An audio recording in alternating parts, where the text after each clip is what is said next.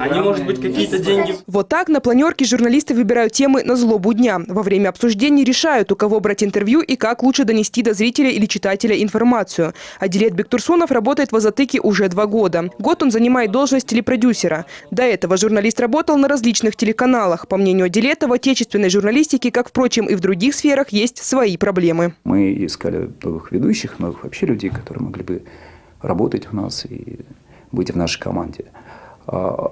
Через наш кастинг прошли очень много людей, очень много выпускников вузов, студентов вузов.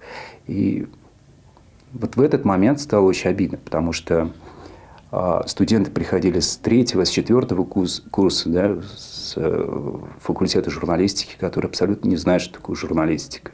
Во многих вузах вообще журналистику перестали преподавать. Нет в рядах журналистов и сплоченности. По словам директора бишкекского «Азатыка» Султана Каназарова, в западных странах, если кто-то из респондентов оскорбил представителя прессы или того хуже применил по отношению к нему физическую силу, ему попросту объявляют общественный бойкот. У нас же в лучшем случае лишь осветят инцидент. Кроме того, часто опытные журналисты бросают профессию, переходят туда, где больше платят. На смену им приходят начинающие репортеры. Поэтому, по мнению Султана Каназарова, за последние годы кыргызская журналистика очень помолодела. Представляете, сегодня на очень сложные геополитические темы пишут 20-летние ребята. Для того, чтобы освещать сложные темы. Межнациональные отношения, экономика. Это те темы, которые требуют, мне кажется, хоть какого-то минимального багажа, чтобы за плечами этого человека было 5-10 лет журналистского, репортерского стажа.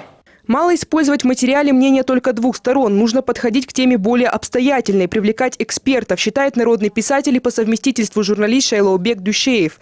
По его мнению, представитель прессы должен нести ответственность за каждое написанное им слово. На сегодняшний день с этим большие проблемы. Зачастую ради красного словца журналисты употребляют термины, значения которых сами не понимают.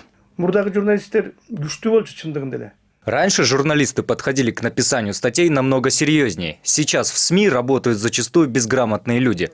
Они не умеют работать со словом, допускают орфографические и стилистические ошибки.